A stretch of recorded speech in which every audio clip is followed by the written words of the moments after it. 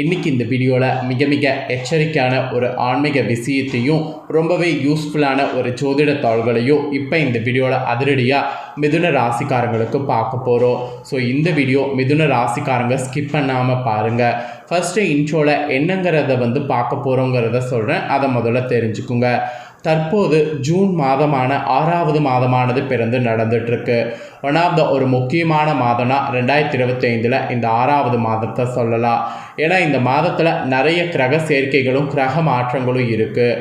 அதில் முக்கியமான ஒரு சிறப்பு நாட்களும் வர இருக்குது.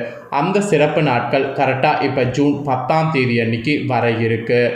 அன்றைக்கி தமிழ் மாதம் பார்த்திங்கன்னு வச்சுக்கோங்களேன், வைகாசியுடைய 27ஆம் தேதி கிழமை அன்னைக்கு செவ்வாய்க்கிழமை. இந்த நாள் அப்படி என்ன ஒரு அற்புதமான நாள், சக்தி வாய்ந்த நாள் அப்படின்னு கேட்குறீங்களா? இந்த நாள் பார்த்திங்கன்னு வச்சுக்கோங்களேன், பௌர்ணமியானது வருது. மற்ற நாட்களை விட இந்த பௌர்ணமிங்கிறது வரக்கூடிய நாள் ஒரு முக்கியமான நாள் என்று சொல்லலாம். ஏன்னா இந்த பௌர்ணமியில் பார்த்திங்கன்னு வச்சுக்கோங்களேன், இந்த பிரபஞ்சத்தில் நல்ல சக்திகளானது இருக்கும். நம்ம எதிர்பார்க்காத அளவுக்கு நிறைய நல்லது இந்த நாளில் நடக்கிறதுக்கு காரணமே அந்த நிலாவுடைய வெளிச்சம்தான். அந்த நிலாவுடைய வெளிச்சத்தில் அப்படி ஒரு பாசிட்டிவ் எனர்ஜி இருக்கும். இப்பேற்பட்ட பௌர்ணமி அன்னைக்கு கிரகநிலைகளில் ஏற்படக்கூடிய அந்த மாற்றங்களால் ஒவ்வொருவரோட ராசிக்காரங்களுக்கும் தலையெழுத்து மாறும். அப்படி மாறக்கூடிய தலையெழுத்தை அந்தந்த ராசிக்காரங்க தெரிஞ்சு பலனடையணுங்கிறதுனால ஒவ்வொரு ராசிக்கும் பௌர்ணமியிலேருந்து என்ன நடக்குங்கிறத ஷேர் பண்ண ஆரம்பிச்சுட்டேன். அதில் இன்றைக்கி இந்த வீடியோவில் மிதுன ராசிக்காரங்களுக்கு ஷேர் பண்ண போகிறேன்.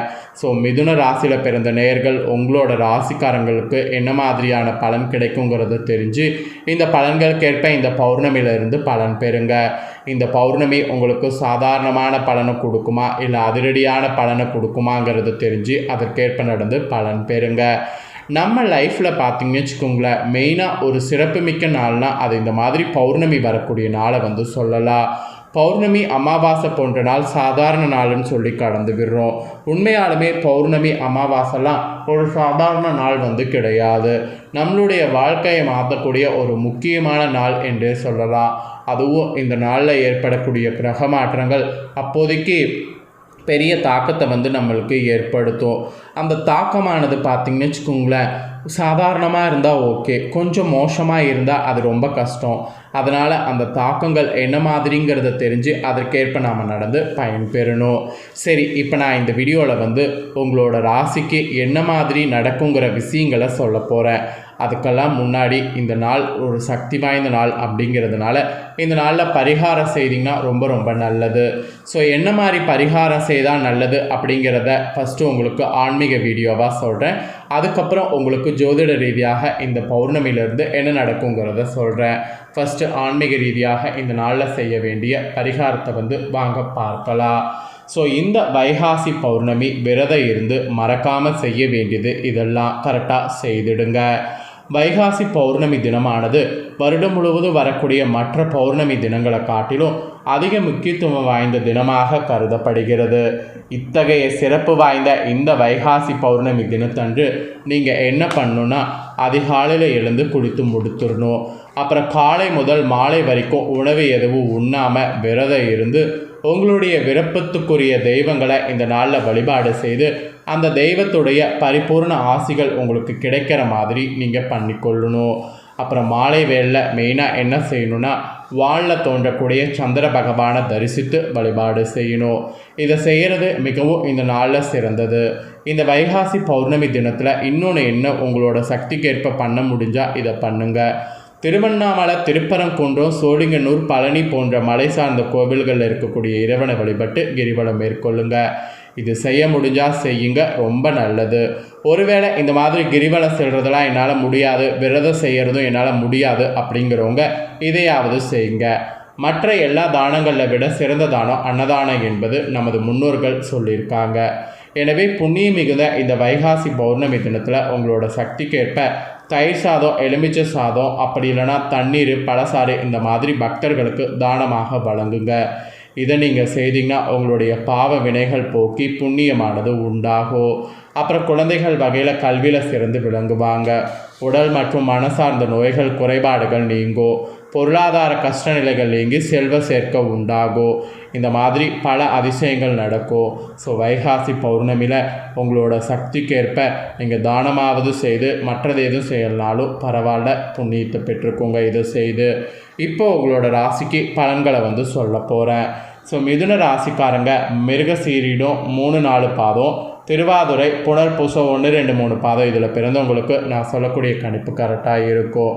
ஸோ இதில் பிறந்தவங்க உங்களோட ராசி நட்சத்திரத்துக்கு இந்த பௌர்ணமியிலேருந்து என்ன பலன் கிடைக்குங்கிறது தெரிஞ்சு பலன் பெறுங்க. எளிதில் யாருடனும் நண்பராகக்கூடிய திறமை பெற்ற மிதுன ராசிக்காரர்களுக்கு இந்த மாத பௌர்ணமியிலிருந்து ராசிநாதன் புதன் விரயஸ்தானத்தில் மறைந்திருக்கிறாரு.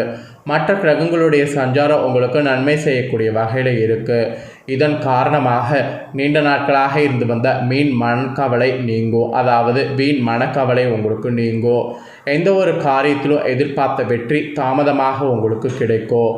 அதே சமயம் ஒதுங்கி இருந்தால் கூட வலுக்கட்டாயமாக ஏதாவது ஈடுபாடு செய்தீங்கன்னா அதில் சுற்றமும் நட்பும் தூண்டுவது மாதிரி இருக்கும். ஸோ கவனமாக அதை தவிர்க்கிறது நல்லது. வீண் அலைச்சல் செலவு ஏற்படும். அதுக்காக தான் சொல்கிறேன். பயணங்கள் போது எச்சரிக்கை தேவை. இந்த பௌர்ணமியிலிருந்து முடிஞ்ச அளவு ட்ராவல் செய்வதை அவாய்ட் பண்ணுங்கள். அப்படியே ட்ராவல் செய்கிற மாதிரி இருந்தால் எச்சரிக்கையாக இருக்கிறது முக்கியம்.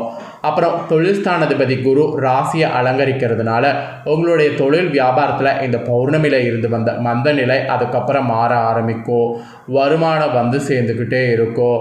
புதிய முயற்சிகள் காலதாமதமாக முடியும், பார்த்துக்குங்க. வாடிக்கையாளர்களிடம் வாக்குவாதத்தை தவிர்த்து அனுசரித்து பேசுவது நல்லது. ஸோ வாக்குவாதத்தை பண்ணிங்கன்னா அதில் உங்களுக்கு தான் நஷ்டம் ஏற்படும். ஸோ வாக்குவாதத்தை தவிர்த்துக்குங்க. இது உங்களுக்கு தொழில் வியாபாரத்தில் இருக்கிறவங்களுக்கு சொல்லப்பட்டிருக்கு. அப்புறம் உத்தியோகத்தில் இருக்கக்கூடியவங்களுக்கு சொல்லப்பட்டிருக்கு. உங்களுக்கு இந்த பௌர்ணமியிலிருந்து கூடுதல் பணியை கவனிக்க வேண்டியது இருக்கும். மேல் அதிகாரிகளிடம் சுக பணியாளர்களிடம் அனுசரித்து செல்லுங்க. அவங்கக்கிட்ட கோவப்படுறது, முரண்பாடாக இருக்கிறது, இதெல்லாம் பண்ணிங்கன்னா உங்கள் வேலைக்கே ஆப்பு வந்துடும். ஸோ அந்த மாதிரிலாம் பண்ணாமல் இருங்க. அப்புறம் குடும்பத்தில் இருக்கிறவங்களுக்கு சொல்லப்பட்டிருக்கு. குடும்பத்தில் இருக்கக்கூடிய மிதுன ராசிக்காரங்களுக்கு அமைதி ஏற்பட குடும்ப உறுப்பினர்களிடம் இந்த பௌர்ணமியிலிருந்து நிதானமாக பேசுவது, வாக்குவாதத்தை தவிர்க்கிறது நல்லது. விருந்தினர்களுடைய வருகையும் அதனால் செலவும் உங்களுக்கு உண்டாகலாம். வழக்குகளை தள்ளி போடுவது, பேசி தீர்த்து கொள்வது இதுவும் நல்லது. ஆயுதம், தீ ஆகியவற்றில் கவனமாக இருக்கணும். இல்லைனா இதில் உங்களுக்கு பிரச்சனை வர வாய்ப்பு இருக்குது. அதுவும் பெண்களுக்கு அடுத்தவர்கள் பேச்சை கேட்டு எதிலும் ஈடுபடாமல் இருக்கிறது நன்மை தரும். வீண் அலைச்சலும் செலவும் உண்டாகலாம். அதனால் ரொம்பவே கவனமாக இருக்கணும். அப்புறம் கலைத்துறையில் சேர்ந்தவர்களுக்கு இந்த பௌர்ணமியிலிருந்து எதிலும் கூடுதல் கவனம் செலுத்துவது நல்லது. எதிர்பாராமல் பயணத்தால் தடங்கல்கள் ஏற்படலாம். அதனால் வெளியூர் பயணங்கள் தள்ளி போடுவது நல்லது. உடல்நலத்தில் கவனமாக இருங்க. நேரத்துக்கு சாப்பிடுங்க. இதெல்லாம் ஒரு எச்சரிக்கையாக உங்களுக்கு சொல்லப்பட்டிருக்கு. அப்புறம் அரசியல் துறையில் இருக்கிறவங்களுக்கு சொல்லப்பட்டிருக்கு. அரசியல் துறையில் இருக்கிறவங்களுக்கு உங்கள் புத்தி கூர்மை உங்களுக்கு வெற்றியை தேடித்தரும். போட்டிகளையும் பொறாமைகளையும் சந்தித்தாலும் பொறுமையோடு இந்த பௌர்ணமியிலிருந்து செயல்பட்டு அவற்றை சமாளிக்கிறது உங்கள் கையில் தான் இருக்குது. உங்களுடைய சமயோகித புத்தியால் பிரச்சனைகளிலிருந்து தப்பித்து கொள்ளலாம். ஸோ அந்த மாதிரி செயல்படுங்க. அப்புறம் மாணவர்களுக்கு சொல்லப்பட்டிருக்கு. மாணவர்களுக்கு உயர்கல்வி பற்றிய எண்ணம் அதிகரிக்கும். கூடுதல் மதிப்பெண் பெற படிப்பில் வேகம் காட்டணும். அப்போ தான் உங்களுக்கு மதிப்பெண் பெற முடியும்.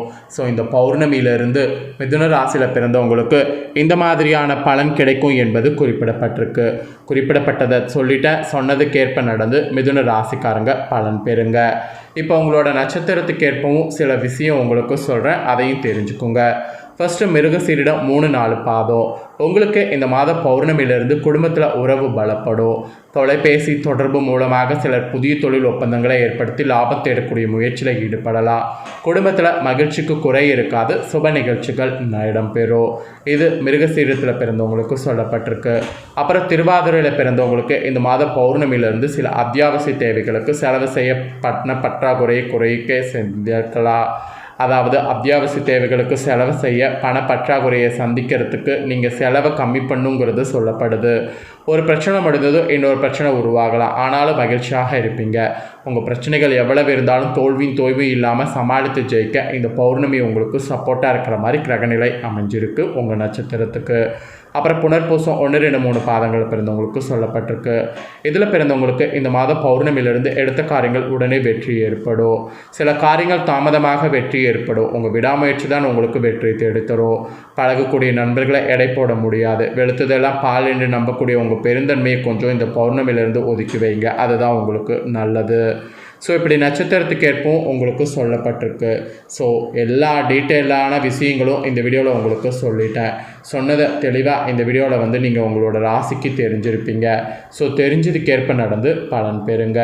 நீங்கள் இதை பார்த்து பலனடைகிறது போல் உங்கள் ஃப்ரெண்ட்ஸ் ஃபேமிலியில் இருக்கிறவங்களும் பார்த்து பலனடையணும் அப்படின்னு நினச்சிங்கன்னா வீடியோ லைக் பண்ணி ஷேர் பண்ணுங்கள். உங்கள் ஃப்ரெண்ட்ஸ் ஃபேமிலியில் இருக்கிறவங்களும் பார்க்கட்டும். அவங்களும் மிதுன ராசிக்காரங்கன்னா இந்த தாள்களுக்கு ஏற்ப நடந்து பலனடையட்டும். இதை தெரிஞ்சு நெக்ஸ்ட்டு நம்ம சேனலில் புதிய வீடியோ போடப்படும். அது எல்லாமே உடனுக்குடனே தெரிந்து கொள்ள மறக்காமல் நம்ம சேனலை சப்ஸ்கிரைப் பண்ணுங்கள். இதே போல் நெக்ஸ்ட்டு நான் போடக்கூடிய வீடியோலாம் நீங்கள் சப்ஸ்கிரைப் பண்ணி பெல் பண்ண ப்ரெஸ் பண்ணி வச்சுக்கிட்டிங்கன்னா உடனுக்குடனே தெரிஞ்சு பயனடையலாம். ஸோ மறக்காமல் சப்ஸ்கிரைப் பண்ணி பெல் பண்ண ப்ரெஸ் பண்ணி சப்போர்ட் பண்ணுங்கள் சேனல் பிடிச்சிருந்ததுன்னா. நெக்ஸ்ட்டு கடகராசிக்காரங்களுக்கு இதே போல் பௌர்ணமியிலேருந்து என்ன நடக்குங்கிற தாள்களோடு புதிய வீடியோவில் சந்திக்கிறேன். நன்றி.